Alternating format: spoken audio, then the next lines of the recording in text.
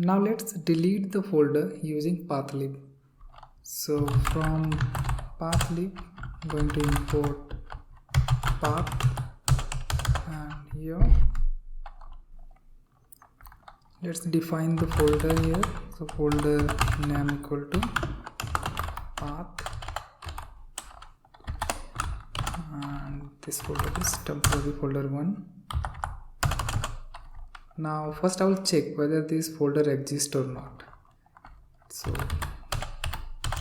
if folder name dot exist and folder name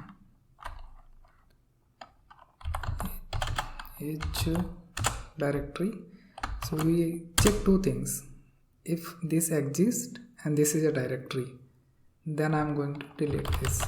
So folder name dot remove directory. Let's run this code. Say this deleted this folder, but if I'll rerun, so like this folder don't exist, so it will not perform any delete operation.